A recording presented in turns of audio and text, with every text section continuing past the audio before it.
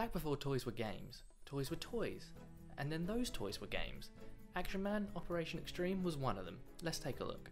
This is the most exciting thing in the intro, which is a worry. I hope that they made this bit first, realised it sucked, and then made the rest shite on purpose to make it look good. Comparatively. It's like how watching Attack of the Clones didn't feel so bad because you've already sat through The Phantom Menace. Vroom. You've got all the usual bad guys, Dr. X, Professor Gangrene, Burn Victim. The other weird thing about this screen has to do with this car. It's shooting toy rockets. The rest of the game seems to go for realism. Environments look realistic, for PS1. Even the guns look real. So these plastic rockets point to a world which is mostly realistic but retains small elements of the toy world. Obviously then, the question on everyone's lips is, does this Action Man have a dick? I've done extensive research into the topic, but there's still no conclusive answer. I'm leaning towards no. The game alternates between on-foot and vehicle missions. In the driving missions they've put his logo upside down so it looks like he's Vaction Wan, both on his garage and on the first collectible you see. Speaking of collectibles, what would you call a collectible for Action Man? Maybe Action Points? Or Vaction Points if we're sticking with the logo? Well, try Power Points. We're going for slideshows over action? Okay. Anyway, driving is horrible to control, you can't see anything coming, and these sections last far too long. It's honestly easier to navigate just using the mini-map. It's like giving your house a drawbridge and trellis, but then choosing to only enter using the dog flap. There are various enemy types though. You've got the slammer which slams, the slicksters which are manoeuvrable, and of course the roadster which roads. The game forces you to collect a certain amount of slideshows to progress, which starts annoying and doesn't get any better. I can't get this one. Oh, I need to get the bike. It's basically the same as the car but thinner. A great inclusion. Remind me again why I ever took the car? To sell toys. Oh. So why are you collecting these? So you can go get your car that was in the garage at the start, of course, obviously. Sometimes in games aimed towards children, they'll make sure you can't kill anybody. This game doesn't even try. For each enemy you dispatch, it does say, captured. But does this look like a pacifist route? Capture on sight. You can't just say capture and make that into what happened. Maybe they've just told Action Man he's saving people and are hoping he doesn't have a mental breakdown. What happened to that henchman? Oh, silly Am. He's living out his days happily on a farm. You saved him! This boss is a clusterfuck. The best tactic is not to try and maneuver around her, just stay still and hold shoot. Then you go to a desert base. The entrance to Gangrene's base is hidden somewhere in this canyon. I'll have to find a way in. Find the entrance? Isn't it that massive, obvious entrance I can obviously see? You can change the view to aim better, but it doesn't actually aim, unless they're close where it locks on, negating the need to change views to aim. If this is the entrance, what the fuck was that in the cutscene? I know this game is aimed at children, but the hand holding is unbearable. Telling you what to do is one thing, this game tells you twice, every time. Whatever they are being used for, these plants are bad news. I need a way to destroy them. The plants are destroyed by natural light, but their water supply needs to be turned off first. I'll find the laboratory water supply and switch it off. Destroy all toxic plants. Turn off water supply to starve toxic plants. It gets so grating by the end, especially when it gives you a tiny gap of hope between. And most of the time it's incredibly obvious what you have to do anyway. There's no prop that gets so grating by the end, especially when it gives you a tiny gap of hope between. And most of the time it's incredibly obvious what you have to do anyway. See what I mean? There's plenty of items, but for the most part you can't use them except in situations where you have to. And it's mostly auto-equipped anyway. And when it isn't, it tells you what you need. And they always put it at the top so it's the longest to scroll to. More button presses increases game length, so I guess they've done a good job padding out completion time. There's no proper lock-on, so every firefight is stand still and hope it dies before you die. If you turn away, your aim turns away. The game becomes self-aware at this point, making you face some plants and rapidly press the shoot button to fight them. Use laboratory equipment to analyze plant sample. They hadn't already analysed these plants in their own lab set out with plants and equipment to analyse plants? I can see a machine gun, but I can't use the machine gun. Oh sweet, a machine gun! Glad I picked that up. Every location change, every pause, it all stops and restarts the music, so I hope you really like the first 15 seconds of it. especially if you're recording a video and keep pausing to write notes for a script. It's really bad when it introduces a new area. It will tell you the same information twice and then restart the song. This switch controls the rotating bridge. Just let me press it and find out. I'd work it out, I'm sure. Especially when it activates a cutscene of a bridge rotating. Oh gee, I wonder what it does. These valves let the water out of the drainage pipe. I know. You told me. That's why I'm here. Don't you dare show it happening, I swear to God, I don't want to see it. Let me infer it. I know what's going to happen. Save some money from the animation budget I don't need to see.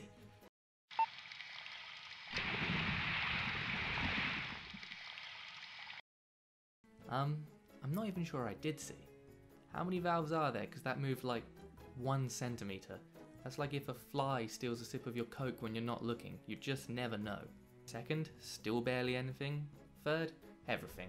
The perfect drainage solution. I've adopted it for my plumbing. Yeah, small button is a short flush which doesn't shift even the runniest poo. Big button gets rid of some feces, but not enough to really be noticeable. And pressing both buttons creates an all-consuming whirlpool, leaving your house a gaping crater in your street. But it is clean. There's simple QuickTime hacking, but it works and it's quite nice, and you destroy some plants. That's the seedling plants destroyed, but there must be a main plant somewhere. I need to destroy it so that no new plants can be grown. These aren't the only plants. You remember the ones you found first, right? They still very much exist. This is not the same place. Also, if they're just plants treated with toxic spray, how will no more plants be able to be made if I kill the queen? Let's leave out that there's a queen plant. There will still be plants, right? I can't chop down the biggest oak tree in the world in the hopes that the farmer growing cauliflower will lose his crops. It doesn't work that way, Action Man. It pauses after the fight to make it awkward, silent, have a terrible camera angle and relieve any tension that was there.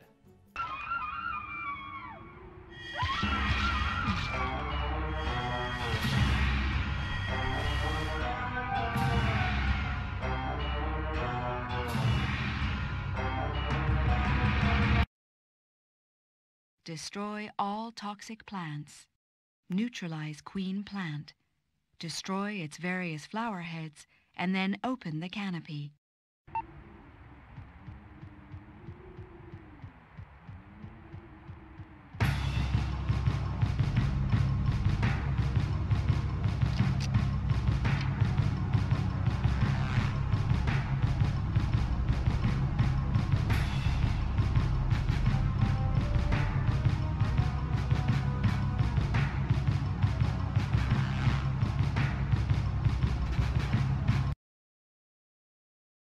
Find purpose of toxic plants.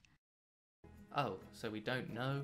The toxins could have cured cancer in small doses or something, but we're just making assumptions, right? Action Man's probably against vaccinations on the grounds that they contain disease. Ah, a robot. All enemies seem to die in one shot, so I'll shoot it. Shit.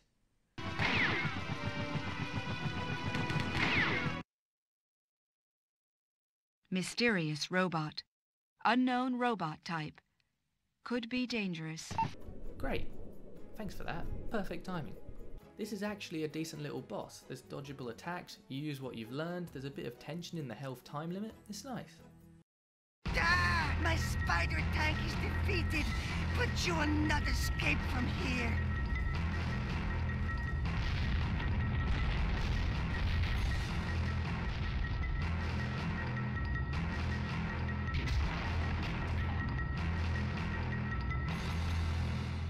This isn't escape.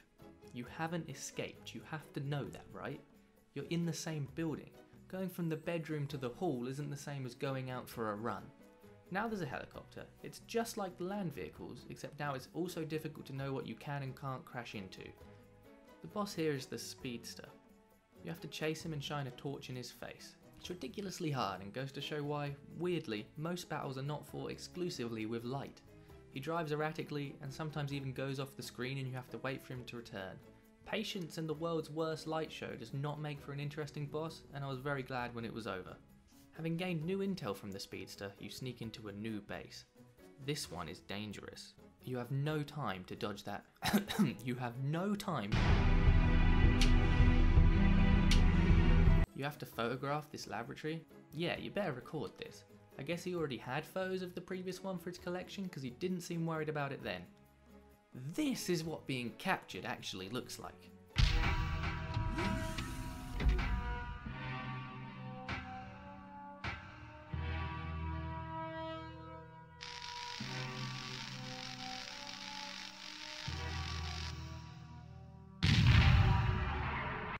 There's no way through here.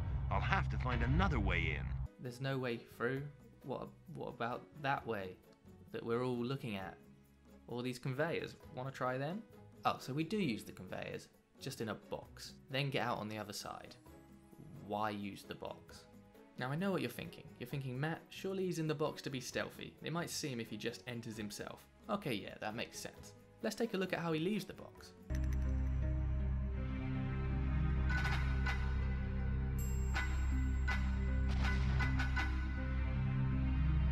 Maybe if you're going for stealth, exploding roundhouse kick isn't the way. Now to place explosives. Why place them? Just bloody kick them, mate.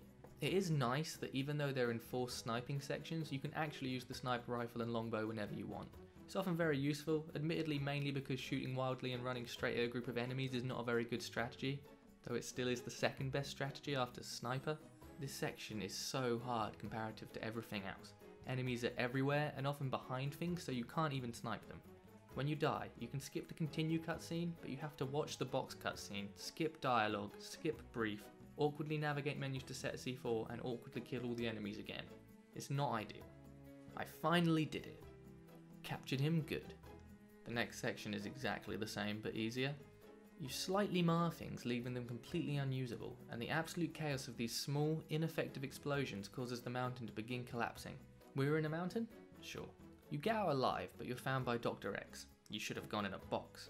You find out he wants to send the world to sleep, deploy bots to enslave them, then control the world. For a kid's game, it's decently well thought out. I'll go with it. They don't learn their lesson from all your previous escapes from your continues and you're immediately out. You think they would have figured this out. Not only that, they on purpose lock you on the ship they're launching missiles from, rather than the base they're about to escape from by ship, which would give you no way to stop them even if you did escape. Also, you somehow had time for a costume change in the sewer. Without that you probably could have got away, but you gotta look your best. No arguing with that. Dr. X is going to send out the missiles which send people to sleep, so you have to destroy the missiles. You lock them in place, exploding them in the ship, sinking it, no doubt capturing hundreds. Action Man even admits he gets sexual pleasure from the death of others. This ship is heading for the bottom of the ocean. Time to get off. You sick fuck. The game has an annoying habit of giving you new weapons which are worse than the pistol, because they're necessary for an upcoming boss. The pistol kills in one shot and has unlimited ammo, so is infinitely better than the machine gun, and the taser is bloody useless, though I guess would actually be handy for capturing people. Imagine throwing grenades at your enemies, then excitedly finding a £1 bargain bag of bouncy balls and using those instead. That's basically the gun system in this game. You have to use the taser for this boss, and you have to charge the shots, and you can't even move when charging, so this fight really is stand still and press X. It's not as exciting as fighting a jet should be. In fact, it's not even as exciting as finding a clean plate when you thought they were all dirty should be. I'm glad I didn't get to this shark robot as a kid, because it would have creeped me the fuck out. But as an adult, I'm mad you don't get to fight it. This is its only appearance. About the captured conundrum. They could have just made them all robots. There's robots all around here. They already have robot enemies, for Christ's sake. That would solve everything. I can see you. Ice Guard. They are the most dangerous of Dr. X's guard.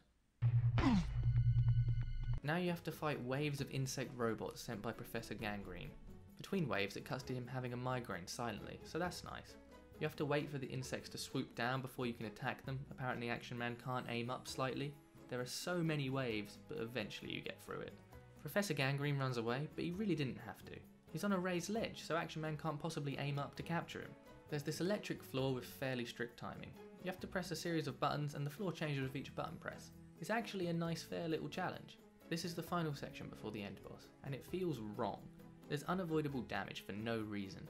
Maybe it's meant to be a struggle, but let me ask you this. If somebody tased you as you were about to land a slam dunk, would that seem unfair or like a nice final challenge? There's too many buttons. It teases you with a shot of the elevator, but nope, more buttons. Here's the final boss. Dr. X in a mech suit.